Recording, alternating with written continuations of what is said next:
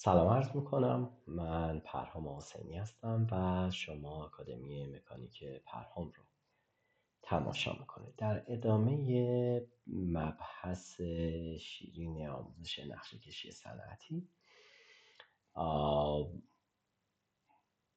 ابعاد و تلرانس های هندسی، رسیدیم به جلسه سوم. در جلسات قبل، در جلسه سوم که یک معرفی دوره داشتیم خیلی کوتاه، در جلسه اول استاندارد نوشتن حروف و اعداد، اینکه خود اعداد و شعاع گردی ها رو چجوری میتونیم انتخاب کنیم و مقیاس ها رو با هم دیگه راجع بهشون صحبت کردیم. در جلسه دوم هم استاندارد کاغذ ها، حاشیه و جدول نقشه رو با هم دیگه راجع بهش صحبت کردیم.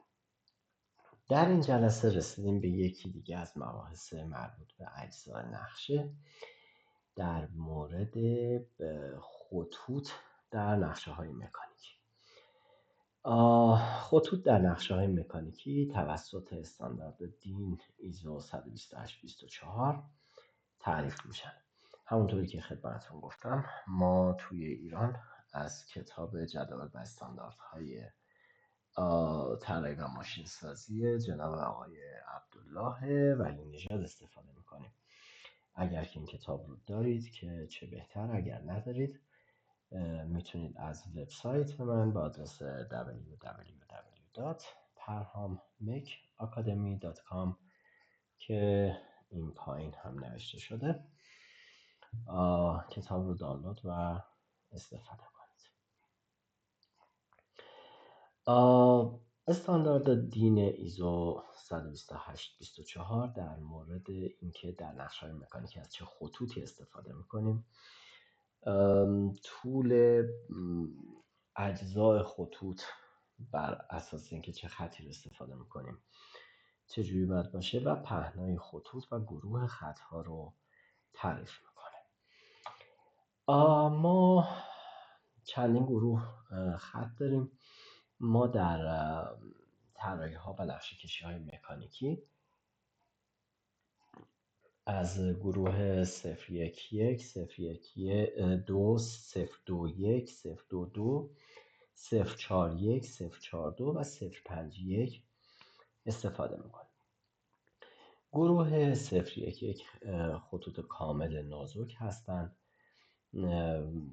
و همینطور خطوط دستی آزاد رو هم تعریف میکنن. حالا بهتون میگم که هر کدوم از این خطها چی هستن. و همینطور خطهای زیگزاگ هم در این گروه 01 تعریف میشن و خطوط کامل پهن در استاندارد 012 خطچین ها در 021 خطچین های پهن در 022 و الی آخر. حالا برای اینکه بدونید این خط چی هستن، خط کامل نازک این خط هست. خط در واقع دستی، دست فری هند لاین بهش میگن. حالا خط دستی این خط هست که این خط رو شما اگر که به نقشه های مکانیکی دقت کرده باشین، مثلا شما یک شفتی رو دارین که میخواین یه تیکش رو برش بدید، مثلا یک شفت طولانی دارید و فرض کنید که مثلا یه شفت طولانی مثل این دارید، نمیخواین همش رو توی نقشه نشون بدین، از اینجا و اینجا برش بدید، اینجا دوتا خط دستی میکشید که یعنی من اینو از اینجا شکستم. بعد این دوتا رو میارید نزدیک هم میذارید که نخواین فضای زیادی رو اشغال کنید برش.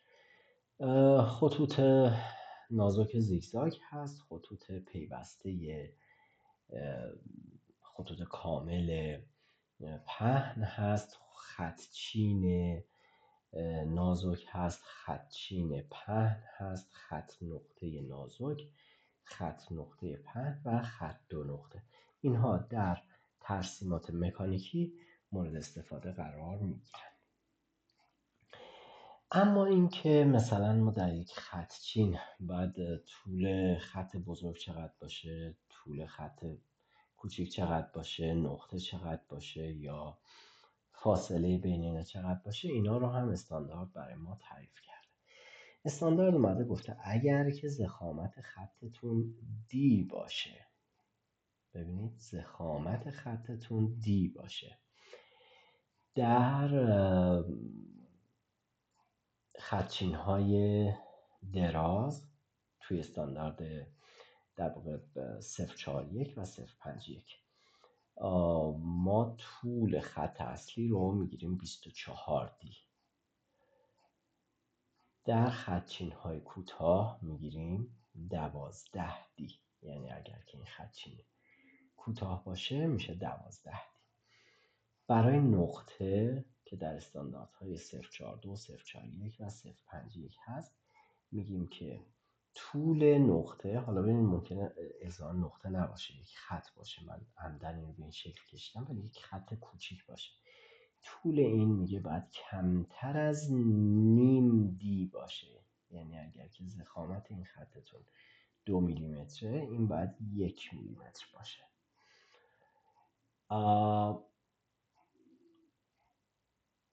فاصله خط تیره یعنی از اینجا تا اینجا هم 3 دی تعریف میشه. همینطور دش اگر که بخواین خط تیره بذارید یا فاصله بین خط تیره رو بخواین در نظر بگیرید اون هم 3 دی حساب میشه که خب این ابعاد بیشتر برای مهندسای قدیم که میخواستن بشینن با اتود نقشه رو بکشن اهمیت داشت. شما امروز تو اتوکد میگین که چه خطی رو استفاده کن و اون همون خط رو براتون انتخاب میکنه.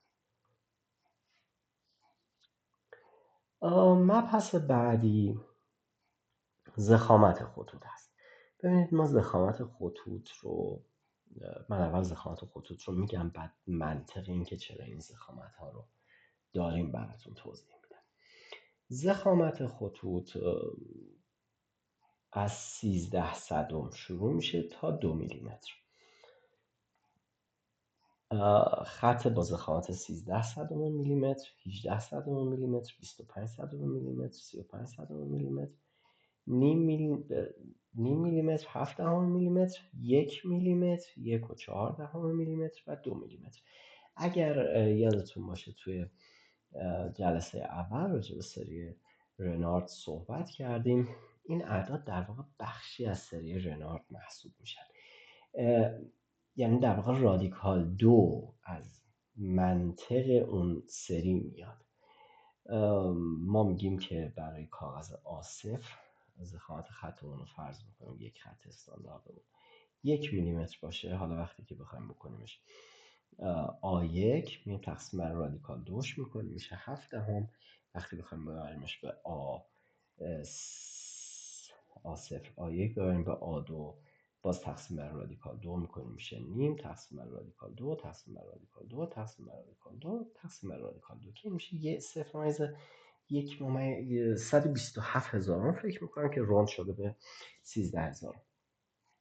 حالا اعداد بزرگترش هم داریم، یعنی 1 و 4 دهم که خود رادیکال 2 هست و در واقع 2 که یعنی رادیکال 2 ضرب در رادیکال 2 هست که میشه 2. ما برای انتخاب خطوط پهن بسته به سایز کاغذمون، سایز نقشمون، از خطوط نازک که گروه خطوط نازک استفاده میکنیم که مثلا شما یه جایی که قرار خط نازک بکشید میگین که من از چه خطی باید استفاده کنم، شما بسته به کاغذتون از خطوط 13 صدم، 18 صدم، 25 صدم و 35 صدم. حالا شما وقتی توی اتوکد نگاه کنید میبینید که این ضخامت ها رو شما توی اتوکد دارید به عنوان ضخامت خط. توی گروه خطوط پهن هم اگر که قرار مثلا شما از یک خط کامل پهن استفاده کنید بسته به سایز نقشتون از خطوط نیم، 7 دهم و 1 استفاده میکنید. اگر به مدادهای اتود دقت کرده باشید، مدادهای اتود ضخامت 25 صدم، 3 دهم، نیم، 7 دهم، 9 دهم رو دارن که برای پوشش دادن تمام این در واقع دامنه هستش. من در ادامه یک تصویر رو از کتاب آقای ولی نژاد برای شما آوردم که در این تصویر من قصد این بوده که بگم هر کدوم از خطوط در چه جایی اساسا قرار استفاده بشه و اینکه حالا ما دقیقا اینا رو کجا قرار استفاده کنیم توی درس‌های آتی میرسیم بهشون و خدمتتون میگم. ببینید این خط دستی آزاد که عرض کردم مثل این اینا این تیکه رو شما میخواین بگیم آقا از اون قطعه اصلی من اینو جدا کردم میخوام راجع به این صحبت کنم. اینجا رو میایم به عنوان خط شکست دستی معرفی میکنید. جایی که شما میخواید خطوط سنتر رو مشخص کنید، این سنتر این در واقع شفت یا سنتر این هول رو میخواید مشخص کنید، از خطوط خط و نقطه استفاده میکنید. جایی که شما ببینید مثلا این قطعه در جای اصلیه، اینجا قطعه فرضیه، فرض کردیم که اگر قطعه بچرخد و به اینجا برسد قرار است اینجا قرار بگیره. این جای فرضی رو ما با خط و نقطه میکشیم. ما خط چین رو برای خطوط ندید استفاده میکنیم. ببینید اینجا ما خط ندید داریم، پشت این خط اینجا واقعا وجود داره ولی ما نمیبینیمش، به همین خاطر خط چین میذاریم، ولی اینجا واقعا وجود نداره. این یه تصویر مجازیه که اگر اینو بچرخونیم بیاریم اینجا، در اینجا وجود خواهد داشت. اینو با خط و نقطه ترسیم میکنیم. حالا میگم شما کتابو که بخرید یا دانلود کنید و مشاهده کنید میبینید که میتونید با دقت توی در واقع کتاب این چیزا رو مورد بررسی قرار بدید. همینطور من همین فایل تدریس پاورپوینت رو توی گروه خودم توی نرم افزار روبیکا میذارم، یه شبکه حالا به اصطلاح اجتماعی هست به اسم روبیکا و من اینو اونجا میذارم که اگر شما خواستید این پاورپوینت رو هم داشته باشین اونجا میتونید استفاده کنید. حتی به صورت پی دی اف قرار میدم اونجا، چون فونت ها اینا فرق میکنه وقتی بخواید استفاده کنید به هم میریزه. ولی کن اگرم که میخواین به کانال من رو توی روبیکا دنبال کنید، باز دوباره میتونید به سایت من به آدرس parhammakeacademy.com مراجعه کنید.